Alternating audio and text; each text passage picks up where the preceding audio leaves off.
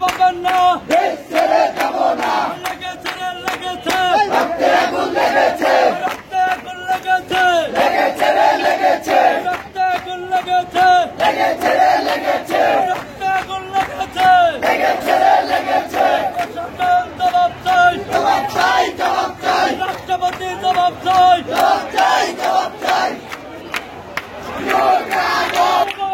দেশ থেকে কেন পাবেন না, দেশ ছেড়ে যাব না, দেশ থেকে কেন পাবেন না, দেশ ছেড়ে যাব না। জাগো জাগো, হিন্দু জাগো, জাগো জাগো, হিন্দু জাগো, আগুন লেগেছে, জবাব চাই, জবাব চাই, জবাব চাই, জবাব চাই, জবাব চাই।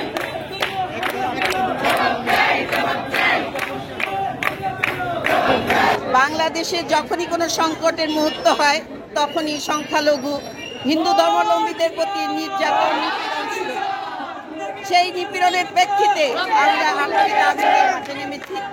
নাম্বার 1, সংখ্যালঘু নির্যাতনের দাবিতে বিচার ট্রাইব্যুনাল গঠন করা, অনতিবিলম্বে সংখ্যালঘু সুরক্ষা আইন প্রণয়ন করা, সংখ্যালঘু বিষয় মন্ত্রণালয় গঠন করা, হিন্দু ধর্মীয় কল্যাণ ট্রাস্টকে হিন্দু ফাউন্ডেশনে পরিণত করা, দেবোত্তর সম্পত্তি পুনরুদ্ধার সংরক্ষণ আইন প্রণয়ন, অর্পিত সম্পত্তি প্রত্যাবর্তন আইন যথাযথ বাস্তবায়ন করতে হবে।